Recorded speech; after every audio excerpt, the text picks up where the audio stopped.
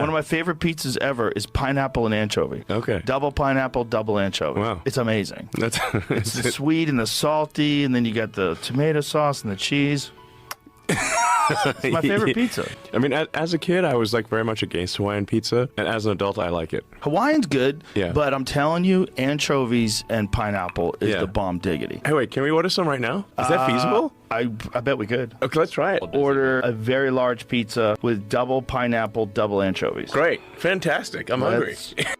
Let's go. Yes. Get in there, sir. Grab a piece. All right, sick. Let's go. This is awesome. Oh, yeah. That really hit the spot. That's legit.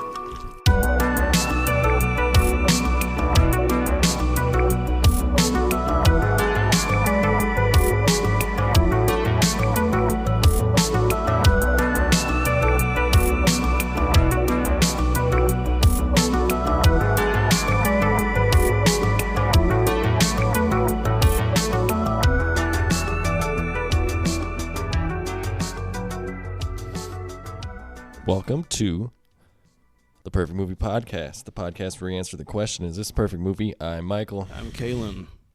And today we are continuing our month where we look around and we look at you and we say, you MFer, you that right there, you are not real. Because you're animated. We're doing Animation April.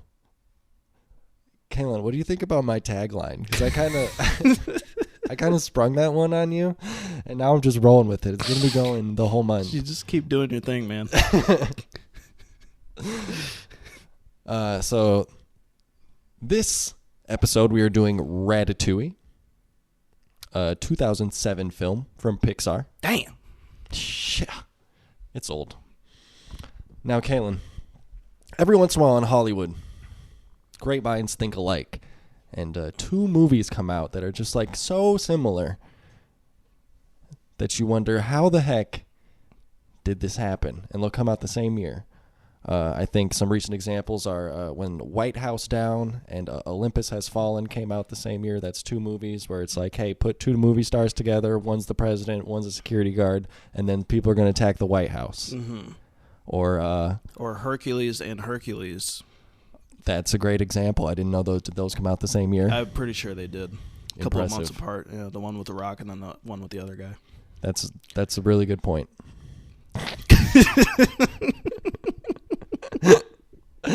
Another example, Deep Impact and Armageddon. Two movies loaded with movie stars. Let's crash a meteor into Earth.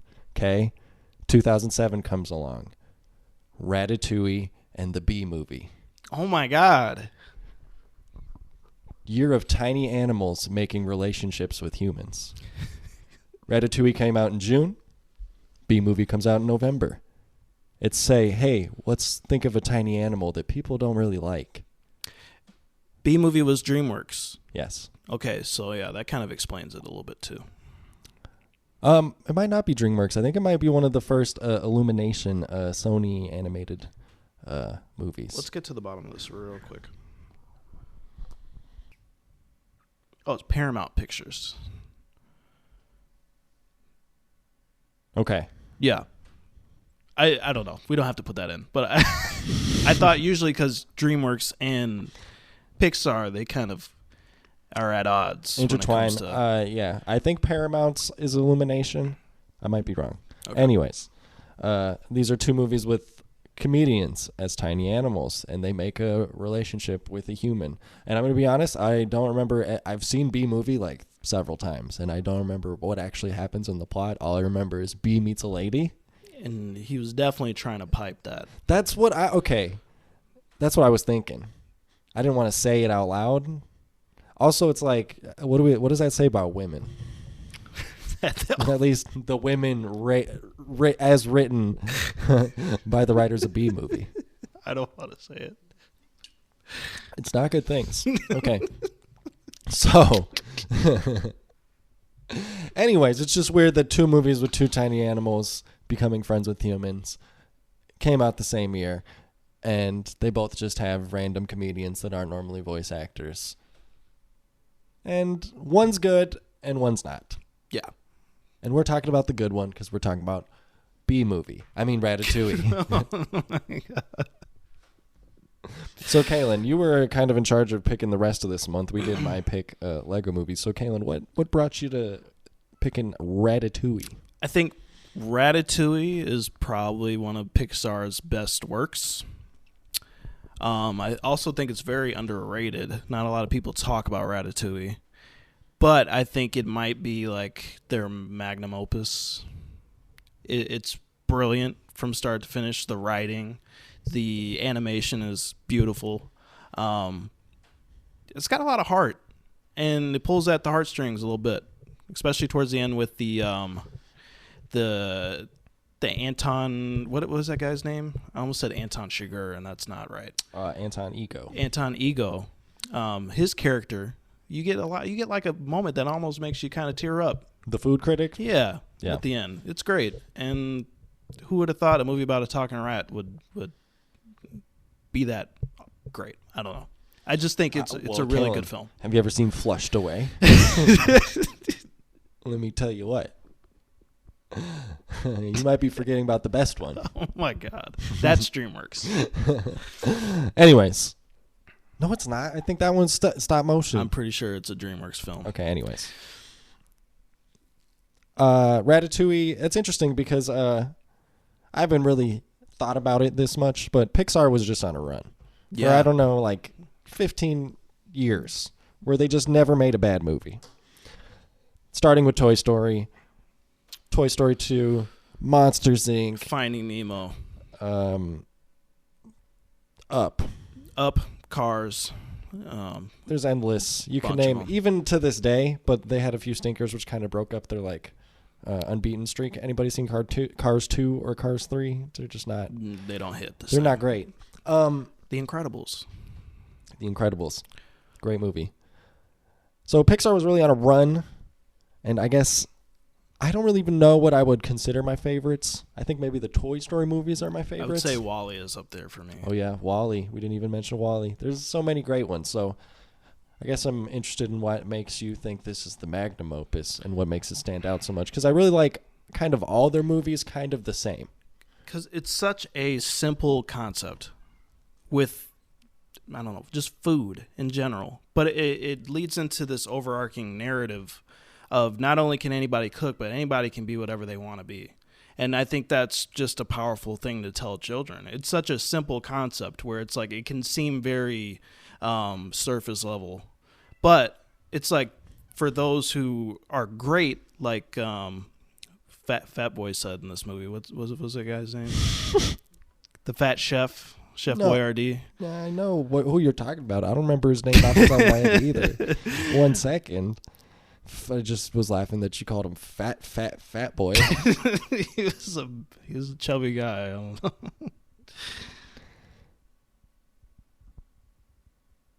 Oh, Gusteau. Gusteau. Right? Yeah.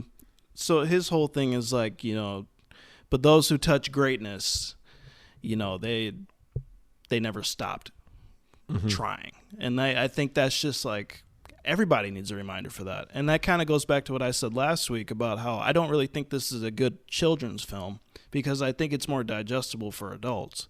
Just the message in general, because I feel like we need that reminder, in our everyday life of like being the Lego guy, getting up and going to work every day and doing the same shit over and over. We need that reminder that we too can be great if we keep trying and if we keep if we find something that makes us passionate, I don't know.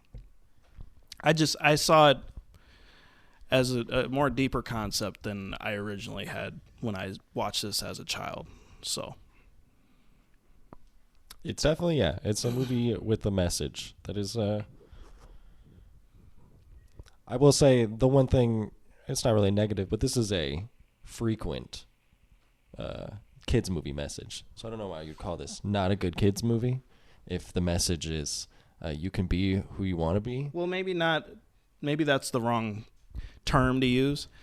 But I just think it's more, like I said, more digestible for an adult. I don't know. I just think that, speaking about Anton Ego's character, he's this bitter adult, Yeah. you know, and he's very critical. But when he tastes something that brings back that feeling of like, my mom cooked this, you know, it kind of changes his worldview a little bit, and he learns to not be as cynical and to enjoy life a little bit more, you know. I don't know. As an adult, we're all like that, you know, and we lose that aspect of what being a child was like, and so. Yeah, a lot of us turn bitter and embattled and become critics And start movie podcasts. and start movie podcasts and live in a bedroom that's shaped like a coffin and just kind of haunt around everywhere. Literally. Doesn't sound like anyone I know. Okay. Let's get into the performance test. This is where we talk about our favorite moments, performances, scenes. It was the performance of a lifetime! I have some kind of broad-ranging things. I don't think I've watched a, like, sort of, I don't know, quote-unquote classic Pixar movie in a while, so returning to them after seeing some more modern animation recently, more like the Lego movie. It's a little snappier. I was just interested that, like, Pixar really does kind of classic comedy and classic, like, animation, in the sense that a lot of the bits and the funny stuff is like slapstick, and it's like just a really wide comedy. Like it plays the same as, like, I think a Disney animation, like one of those classic animations from like the 40s or whatever, where a lot of the comedy in this quote unquote comedy is like him squirming around because there's a rat in his shirt, and, you know, banging around, and lots of just like flailing bodies and stuff that's like really, like, ever since we could make a cartoon, we thought, what if we made this guy fall really hard? You know? And it's always been funny. Yeah. I mean, since Popeye, like, it's always been, you know, Warner Brothers Looney Tunes, you know, like, it's always been that, and they kind of lean really heavily, maybe in this movie, maybe more than some of their other ones, but like a lot of the stuff involving with Linguini, the main character, well, not the main character. We have a duo protagonist kind of situation, Linguini and Remy.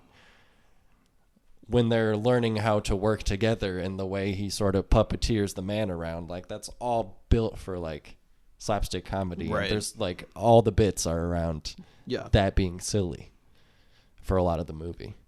And I feel like usually with Pixar too, it's like it's a concept that on paper shouldn't really work. Mm-hmm. Where a rat is puppeteering a man and teaching him how to cook. That should be so, like, I don't know, in the realms of just impossibility. Like that should never work. And somehow Pixar, and even a lot of the earlier Disney films, they're just so smart about, like, their writing and how to make, like, compelling characters out of nothing, basically.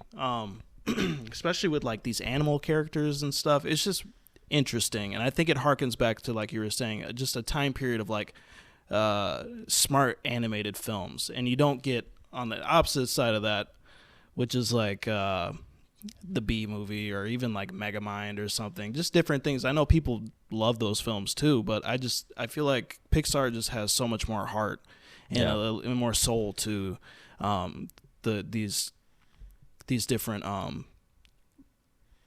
projects that they've worked on, and I just think, I don't know how it works so well, but it does. And Pixar's always made a certain family movie with heart. They'll never make like the ones that miss are the ones that lean more into the Cars sequels. A lot of the sequel ones, somehow Toy Story's managed to maintain its heart through all the sequels, but, like, you know, they're never gonna make a Despicable Me, which is just like a silly cartoon full of gags. And there's like nothing much else there. They might slap a little, you know, theme or idea on there, but it's never going to be that deep, you know?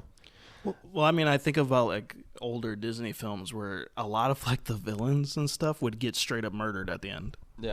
Just different things. And so you have, like, these darker kind of tones, and then you also have, like, the more serious subject matter. I think it's just severely lacking in just children's films in general. And I think part of, like, who I am, like, now is like I was introduced to that kind of stuff at an early age, and so I have a better grasp on it. Like the idea of death, I think I got from probably a Disney film, and just that whole concept. So, yeah. But we're in the performance test. Let's talk a little bit about some of the actors in this. Patton Oswalt plays Remy. I think he does fine voice work in this. I'm trying to think like what other stuff he's been in that I know of. Obviously, he's a comedian. Did he do stand-up work? Yeah, he's a stand-up. I think he, at some point, was a side character. I think maybe on, like, King of Queens or something. I think he was a side character in some sitcom. I mean, he's in the new Ghostbusters. He's in all, he's a guy that's in all kinds of, like, bit parts and all kinds of stuff. But he's not been, like, a main character in a lot of things. But he's a nice, like, side character actor. Right. Yeah, he is our lead rat. The one thing what do you think about the voiceover? He's got a lot of, like, there's one time in the middle of the movie where it, like, cuts to voiceover, and I was like, why? They must have, like, cut something out, because I'm like, it seemed really odd. It was fine at the beginning of the movie, but in the middle there was just one scene where I was like, what? Why is he talking like this right now? This is me. I think it's apparent I need to rethink my life a little bit. What's my problem? First of all, I'm a rat. Which means life is hard. Yeah, it kind of seems like, that's something that would work in the intro, and then as the movie goes on, why do we need more commentary? Or it's like, if we were going to get that from anybody, it should have been Gusteau the entire time. You know what I mean? Because he was like this overarching kind of like... he's the omniscient presence in the movie. Yeah, I can't stand when a movie starts with this is me. Yeah. You're probably wondering how I ended up here. And that kind of stuff. It's literally how this movie starts. Yeah. It does the record scratch. Ugh. You're wondering how I got here. And it's like, all right. It's more forgivable in this, but... Honestly, the first, like, 30 minutes... Returning to this, the first 30 minutes of this movie, I was like, it's not okay, really but I'm, like, not that into it. But there's a point where it gets me. And where it gets me, ironically, it was not fully into it, but for some reason, the first time they are going after the rat character and Linguini meet, and they get in some sort of argument, or for some reason they need to they split ways, and Remy's walking the one way, and he's just leaving him alone in the darkness. Yeah, and then he turns around and comes back. It had me. Yeah, it had me then. That's what I'm saying. I'm pulling at your strings. How did this movie get me? This rat should just go home. Like, what is going on? Then you wouldn't have your movie, Michael. Yeah, I know.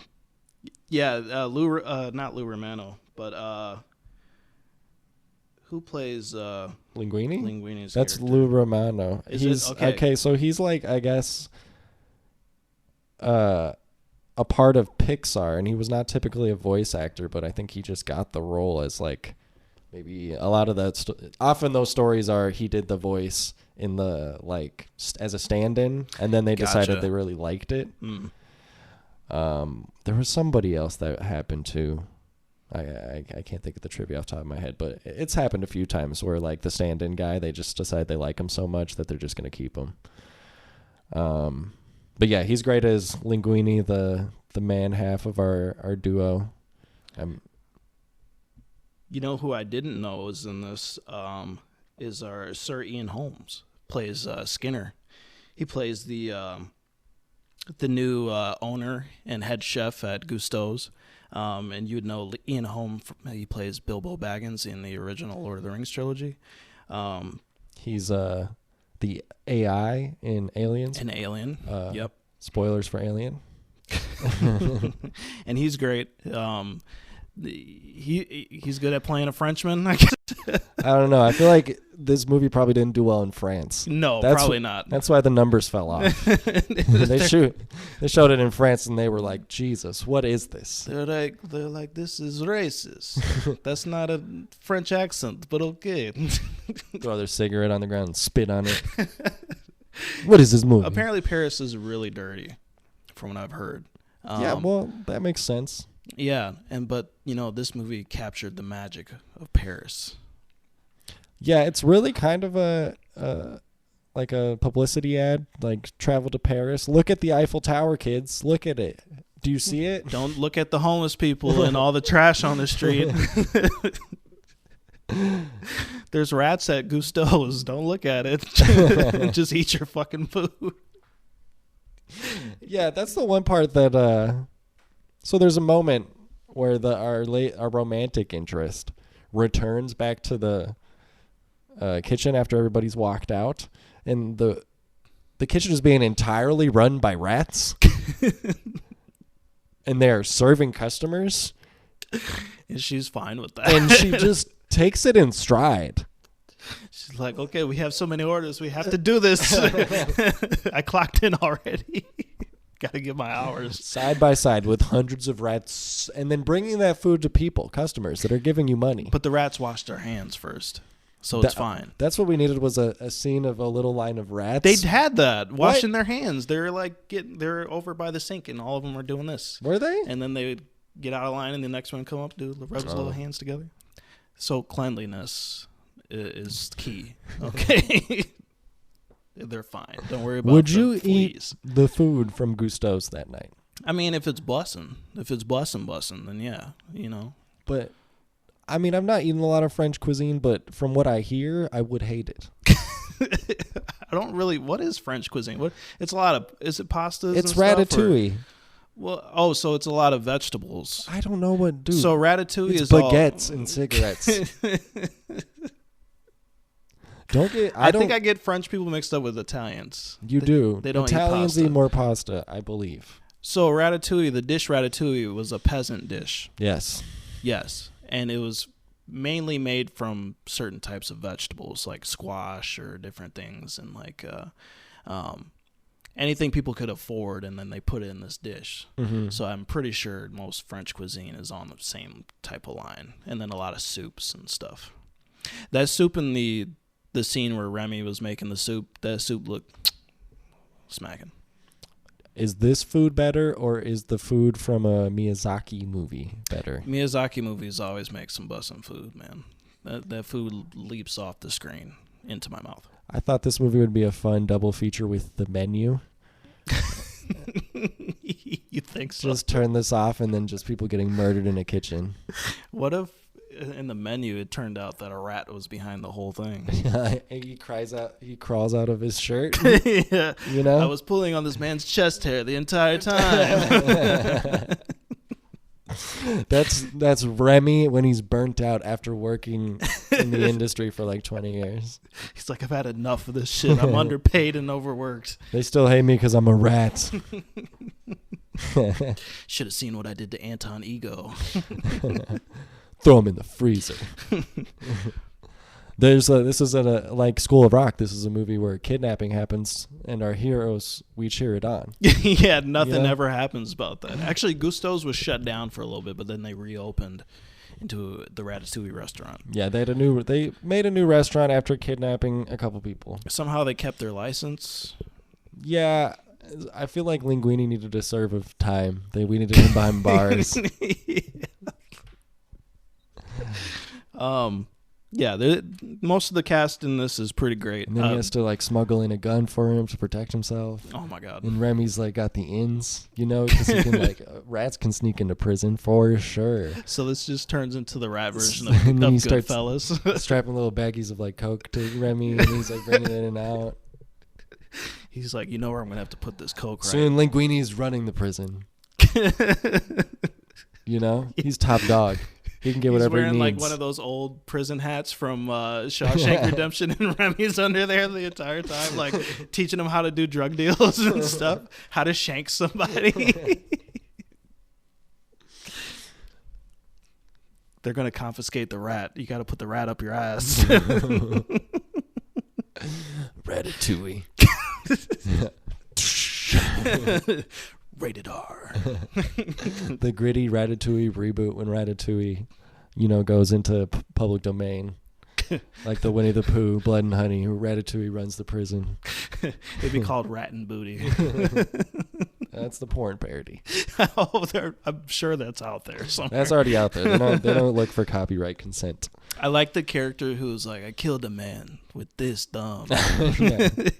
That guy was sick. I think that was also Will Arnett, Oh yeah. Batman in the Lego movie. Wow, just everything goes back to the Lego movie. It's like Star Wars. It rhymes. So yeah, the cast is great. Let's move on to It's an Art. What's this? It's an art project. Okay, I like it. Picasso. Yeah, that way. This is where we talk about the aspects of the filmmaking process, the animation style, the soundtrack, the visuals. What do we got to say about Ratatouille? So, like you were saying last week, that Pixar makes a certain type of film. They aren't these assault on the eyes, my heart is about to fall out of my fucking chest type of films. They're very slow, and this one is very slow, but I think it finds that right balance of like, we know how to be energetic in certain scenes, and then we also know how to kind of slow it down and let you kind of digest the visuals a little bit. I love just the setting of Paris. It's very romanticized in this. There's like great scenes when like Remy is like looking over the city and stuff. It's beautiful. It's a very nice looking film. Even it holds up pretty well, I would say. There's a few shots that are a little wonky, especially when it's the absence of lighting. A lot of these older Pixar films, whenever you kind of get a character into the shadows, it starts to look kind of wonky. Different things like that, because you don't have as many lights kind of bouncing off of these characters.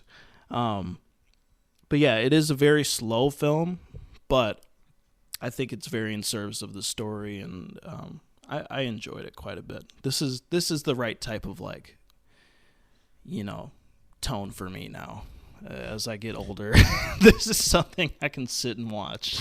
Now that I am a man of culture, I can sit down and watch Ratatouille. This is the wine connoisseur's choice of Pixar movie, of children's film. I mean, that's not a bad analogy for it, honestly. I love the scenes where Remy is like eating the food. I just like animated food. It's kind of a weird like little thing because it's not real food, but it looks delicious. Not Why? real. That MF right there is not It's real. not real. That's Yeah. what you got to cut into this in the beginning, in the intro. I love the scene when like Remy is like discovering flavor for the first time. He's got the cheese and he's got the strawberry, and then he puts them both together, and then all these little fireworks go off behind him. That's great. I love all that. Yeah, that's great. I think maybe my favorite scene in the whole movie is the montage where Remy and Linguini are working at home, like learning how to cook together. That's really fun. Just a lot of good food stuff, and a lot of good. Like I said, there's a lot of like slapstick. It's a lot of the jokes are born out of this is a rat puppeteering a man. Involuntarily, apparently. It's just one of those things you have to nod your head and agree with. Yeah. I love the soundtrack. It's very French. Yes, a lot of French, what is it, accordion or whatever you call it. Whatever that shit is, yeah. Yeah, the soundtrack is very classic compared to like the Lego movie, which gets like bumping and it's like very modern. Fucking a lot of dubstep. and it's the same for the Spider-Man Across the Spider-Verse. Like it's a lot of like womp and like yeah, it's like very high key and intense, and this is very like lay in the sun in Paris. Yeah. And it makes me want to drink wine and chill, It's a great movie for a rainy day. Yeah.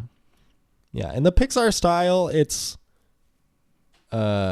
like this movie I think shows its age a little bit, but because it is that specific style, it's not as bad as if it was like a less stylized movie, like a less artfully directed movie. Because like there's just not as much detail in all the things that there is in like compared to any animated movie made today.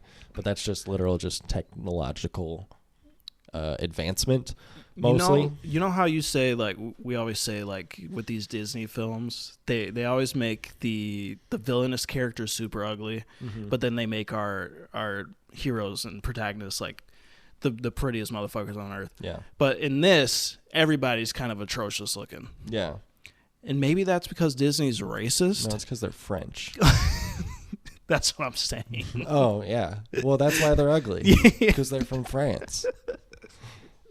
Are we not supposed to say that out loud? Dude, have you seen the original Aladdin movie recently? Or like, dude, they're fucking racist in that shit. Oh my God. Was a lot of it Robin Williams? No, it's like the way they portray Arabic characters. They're all these like like these like dudes with the long fucking noses and the crazy mustaches. It's fucking racist, bro. And yeah, that's definitely part of a time period that we're no longer in. You know, back when you could be racist, it was those days were better, right? I don't know, white man. You tell me. No, they were not. We're just joshing over here. Remember back in the day when things were better? That's what real people say. People think that. Disney likes to make like chubby characters. They like to make like chubby faced characters. Maybe that's like to appeal to like, you know, it's cute when somebody's chubby or like, you know, that kind of thing. I've noticed that with a lot of Pixar films. Everybody's really stumpy and really like pudgy. It's the big eyes. Our guy's got big eyes, Huge big nose. eyes. Yeah. Both of them. Yeah. So, yeah. If you've seen a Pixar movie, like it's high quality. It's all that house style. So I feel like they know exactly what they're doing. But if you've watched, what's the most what is the one where the girl turns into the bear? Girl turns into a bear? Yes. Is that that's the one where she's Irish. Yes, with the red head. Yeah. That might be the most forgettable one. I think that's one of their worst reviewed But ones. they look the same. Yeah. You know, like Pixar movies all look alike. And it looks good and it's aged well. I don't think a lot of 2007 animated movies will age as well as this. No. Should we move on to, hey, what are you trying to say? You know, I'm just wondering about the color. It seems kind of dark. I wonder if I could have a lighter color, maybe a light blue or something. Oh, so what are you saying? You saying I don't know colors? I don't know anything about suits?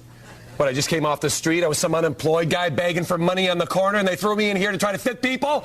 You don't think I know anything about suits? Oh, no, let's go that color? Is that what you're saying? You think the dark then? Yeah, I think the dark. Okay. Trying to say if you... Anybody can cook. Anybody Anyone can be great. can cook.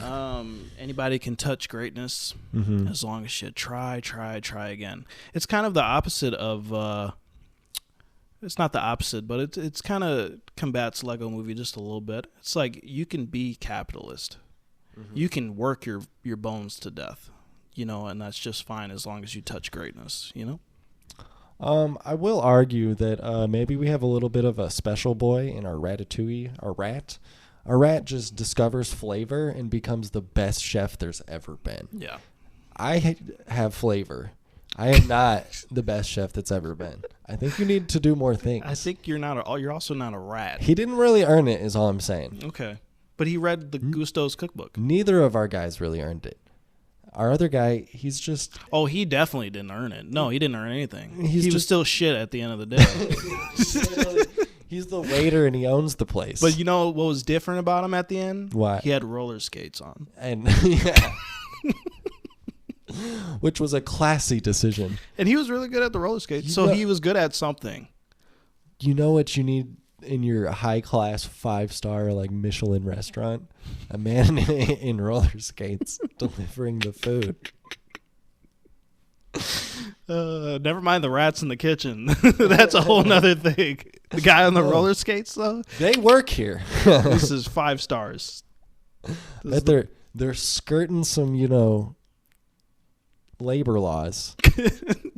What do you got to pay a rat? They're skating around the labor laws. That's why he's skating around, because he doesn't want to be easy to get from the authorities when they find out he's got slave labor in the kitchen. That might be cool the first 2 or 3 like shifts, but after that you're like, fuck this. I'm not roller skating anymore. I'm gonna find it. Oh, I'm gonna start door dashing. I thought you were saying working in a kitchen full of rats. I feel like I could do that for a cool month. Dude, there's like 1,000 rats everywhere. What are you talking about? That's terrifying. Even if they are supposedly smart and all working together. No, I'm a rat racist. Get that rat the fuck out of here. No, rat racist. I don't want rats near my food. I don't care if they It's wash true. their hands. It's true. It's true. The rats are the cause of the bubonic plague. We forget about Do you know this. how many people died because of rats? Not a lot. Like half of Europe. You know, I'm sure there's like, yeah, most of like the deaths on Earth have been caused by rats, especially in the ancient times. Number one enemy. Yeah, seriously. But then again, maybe that's like this is like the, the animal lovers film. Like we gotta love the rats, man. Are you sure it's not Over the Hedge? I forgot about that movie. I forgot all about that movie. It's another terrible film, but it's also about food. It's got Bruce Willis in it. It does have Bruce Willis, and he plays a raccoon. Oh my God! It also has Michael from The Office as Steve the squirrel. Carell? Yeah, he's the squirrel in that. He's the squirrel that likes the Doritos.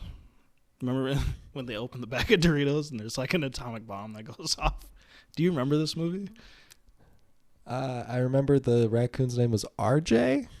Yeah. I don't remember anything in it. So the raccoon, he brought out a bag of Doritos. And he opened that bitch up and it just like exploded all this flavor onto everybody, and everybody was like, "Holy shit, we've never had real food. We're eating pine cones and shit before." And Now they know about Doritos. yeah, now the neighborhood is fucked because they know about Doritos. That's like showing an Amish person the Lego movie. Would an Amish person just like keel over watching the Lego movie? You gotta build up. You gotta start with like puppet shows. You know, You got to read them books first. Then you got I to move think to Amish know how to read. Okay. So yeah, you show them puppet show, then you show them the radio. No, you do flip books. Oh yeah, the little pop-up books with like the little 3D thing come out. No, before flip books, you do a flannel graph. And then Pictionary. First you do cave drawings.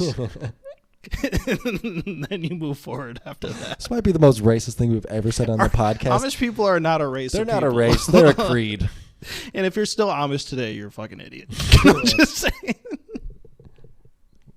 We don't. What are they gonna do? Listen to the podcast and complain? No, they fucking aren't. We can say whatever we want about them. We have the internet. And you don't. What are you gonna send a mean tweet? Oh my You God. gonna get me canceled? Just don't let them discover TikToks, and then we're gonna get Amish people doing this, the little dances and stuff while they're like Holding a sign, juggling a sign that says "Cancel the Perfect Movie Podcast." I almost feel like if an Amish person, if you showed an Amish person like the Lego movie, they'd probably burn you at the stake. They'd probably think you're some like demonic force, and you're a witch. They probably just hate it because they'd have no like cultural context for literally any of Right. it. It'd be like, I don't know. Either that or it would become their favorite thing It'd ever. be like showing a monkey The Godfather. Like,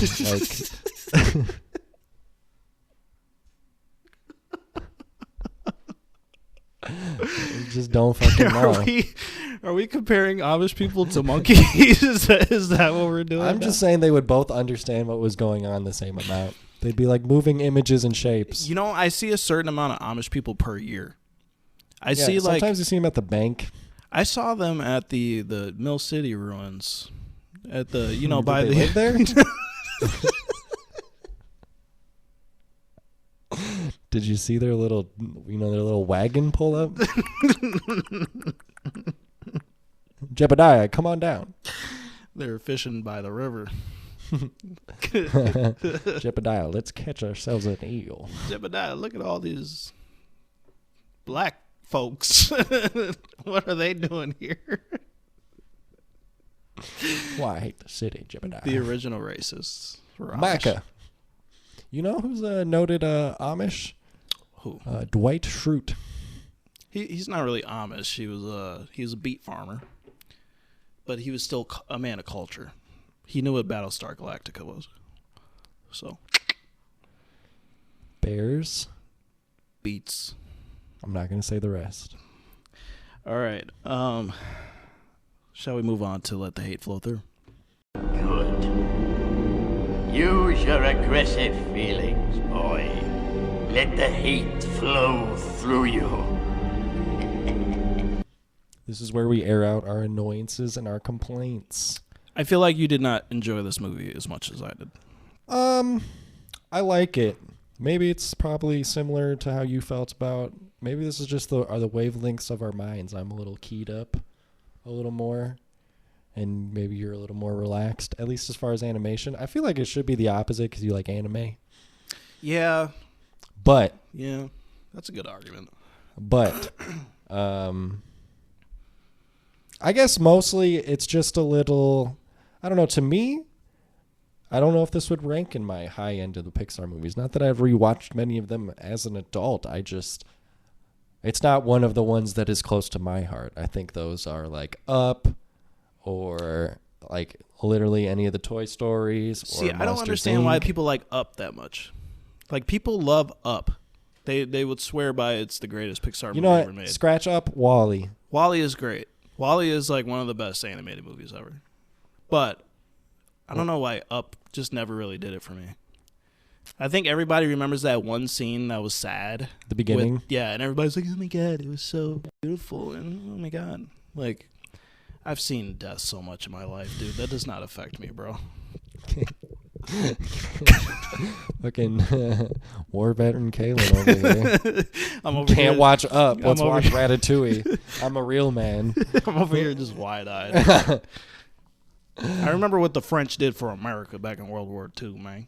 You know when the French really bailed us out? Was the Revolutionary War. We got to thank the French for America existing. Yeah. They came in solid. Well, the French, they already knew how to do revolutions, man. They were like, did you say revolution? I'm bringing my torch. You know, They're like, have you there. seen the play Les Miserables? We eat good and we kick ass. Except in wars, we only burn each other. You know. Did you know back in the during the French Revolution, it was not recommended to bathe. So a lot of people just would go months without touching water, and because they thought that if you were clean, you'd be more susceptible to disease. Got to get a good coat of armor. And so what they would do is they would literally just drench themselves in cologne. And they would, a lot of the times there'd just be shit in the streets. Just human fecal matter. European sanitation was not great for a long time. No. But that's a fun fact. Yeah. Thanks, Kalen. Yeah. History facts with K. That should be a new segment. All right. So shall we answer the final question? Is this a perfect movie? You lost a baby brother. Perfect in every way. I had a baby brother. I had a little baby brother. And he was perfect. Perfect in every way. I would say no. After this last watch through, I thought it's a fine film. It's a very nice little movie to kind of just throw on, like I was saying, on a rainy day. You know, got some wine, just relaxing with your lady. Throw something on, man, or your man. Yeah, I would agree.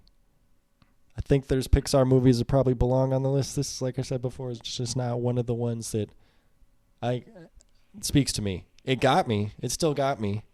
At the beginning, I thought, when I started this movie, I thought I might not enjoy the entirety of it. But about, halfway through, it got me. I still enjoyed it quite a bit. It's a solid movie. This movie made me want to cook. It made me want to, make my own food. Yeah. I was like, shit, I can do throw some fucking vegetables in a So you open your pan. Lunchable. Just make a little pizza. Yeah. I'm a chef. I'm like Ratatouille. Lift off my hat. Hey, little guy up there doing his little thing, pulling my hair. That would be a good, that might be a good low-key Halloween costume, is you just have, the chef's, smock And the hat, and then you can lift it up. And, you have And there's a little rat on it. On like a headband or something. Remember they did the Ratatouille parody in Everything Everywhere All at Once? Yeah. Ratatouille or whatever that shit was. Yeah. Yeah. That was funny. They saw Ratatouille. They did see Ratatouille. And Everything Everywhere All at Once is also just kind of a Matrix parody. Just like the Lego movie, which is also a Matrix parody. Oh my fucking... Yeah. Everything comes back to the Lego movie. It's like Star Wars. And then Lego movie goes back to Star Wars because Legos were Lego Star Wars. And then somehow next week I'm going to tie Mad God. Stop motion. The Phil Tippett. Stop motion and the Lego movie kind of like harken back to the like stop motion types of animation. Magnum opus. Oh my god. That I think is about hell or something. And then the last movie we're going to do, Jinro, which is an anime, Japanese, Everything Everywhere All at Once. Chinese. Ratatouille's French. They're all foreign. And then Lego City is outside of our universe, which means they're foreign. But you're saying Everything Everywhere All at Once is like a Matrix? Yeah. And the Matrix is like the Lego movie? Yeah. But the Lego movie is its own thing? Yeah. Legos. Everything is coming full circle. I don't know what just happened, but I'm impressed. Oh, shit. You know, there should have been a Lego dimension in Everything Everywhere All at Once. Did they kind of do the montage of like different dimensions? Oh yeah, they had the one with people with the long fingers or like the hot dog fingers. Yeah, yeah. They should. Nope. There's a Lego dimension in Spider-Man. And across the Spider-Verse. And some small child did that section. Yeah, he's fantastic. He's got a whole channel on YouTube. Look at that guy. Check that guy out. Look up the guy that did the Lego section in Spider-Man out. Also black. Good for him. Going back to the Amish. Usually not black. How the Amish people don't like black people. Are we sure on that? I'm pretty sure. I don't want to speak out of turn on the Amish. It could come back. It could come back to bite us. We like look outside and there's just like a troop of Amish people with pitchforks. Like, what is it? Is it the Amish from Seven Psychopaths? The guy that's hunting down his daughter's killer and just appears outside his window. Oh, it's the Quaker. Oh, but they're like the Amish. Yeah, but he slices his own throat. Amish people. Okay. The Hills Have Eyes. The Hills Have Eyes are Amish people? Possibly. Okay. They're inbred Amish people. Okay. That like to do weird things with women. The Lego movie. Because our main character likes to do weird things. Our main women. character was bricked up for. He was bricked up. I can't make that joke because I already seen a channel that reviewed the Lego movie and they made the bricked up joke already. Oh well, he had a glue glob on his back. He had a hard one on his back. What did he call it? The masturbator or the master builder? Absolutely not. What he said. The Craggle. The Craggle, yeah. Okay, the Craggle. Yeah. The Infinity Stones. The Infinity Stones, yep. The Omnicron or whatever that shit is from the Transformers. The ring. The one ring to rule them all. Okay. The Did we already say Thanos' gauntlet? Yeah, the Infinity Storm. The okay, Infinity Stones. Same diff. And then Star Wars. Neo, just as a human in the Matrix. Neo, John Wick. The one. The white savior. The white guys. Jesus Dune. Christ Superstar. Dune 2. Timothy Chalamet. Who was not in a movie with Chris Pratt. I'm talking about Uncharted, but Timothy Chalamet was with in Mark Wahlberg. Zendaya, Tom Holland, Chris Pratt, Uncharted. No, they're not in the same movie. They are in the same movie. Wait, no, that's Mark. It's Mark Wahlberg. Oh my Tom God. Holland and Chris Pratt are in Infinity War. They are. Marvel. Disney. Lego Star movie. Wars. Star Wars. I don't know what game we just played, but it ticked in my brain. It comes full circle every time. Everything goes back to Star Wars. And Ratatouille is not a perfect movie. You know what's just like Star Wars? The Matrix. Oh my God. Okay, shut up. Ratatouille is not a perfect movie. It's not going on the list. So next week we are doing Mad God, which I don't really know much about. It's a stop motion animated movie by Phil Tippett, who is a costume designer that is responsible for many famous Star Wars characters and just lots of very famous. I think he did E.T., many famous effects and monsters. It's like very David Cronenberg-esque kind of stuff. So I figured we'd do 2 lighthearted films, and then we'd end on some real depressing shit. So look forward to Mad God, and then the anime classic from the 1990s called Jinro, which is a very underrated and not many people really know about it. So that will be repeating our April, every April Michael doesn't understand anime at least once. Yeah, we have to throw one in there, so that'll be the one. Cool. All right, guys. What would Remy say right now? Anyone can cook, so get up, make yourself something to snack on. Look, even though they hate you when they see you, you can still be a second-rate citizen in your little mouse city just above the restaurant. That's not going to, even though you're the genius behind this entire enterprise, that's not going to eat away at you slowly until you slowly crumble. That's a very, incel way to think. What? Right? What? Where it's like the... Oh, from Remy's point of view? Yeah, Remy's perspective, where it's like, I'm better than everybody, and I'm such a good fucking cook, but they won't let me cook. Oh, that's true. Let them cook, bro. We need Ratatouille 2 where Remy takes a heel turn, you know? Well, that goes back to what we were talking about Remy in prison. Remy tanked up, doing, lifting weights, getting buff. So, like, every time he pulls on the hair, he just pulls pieces of hair out of the dude's skull. Yeah, that's crazy. Okay. We got to stop talking. Yeah, we got to book it straight to Pixar headquarters and pitch Ratatouille 2. Remy goes hard. Remy goes hard. All right, we'll see you next time. I'm telling you, I'm getting the fuck off, and there's a reason why I'm getting the fuck off, and everyone can either believe it or they cannot believe it. I don't give two but I am telling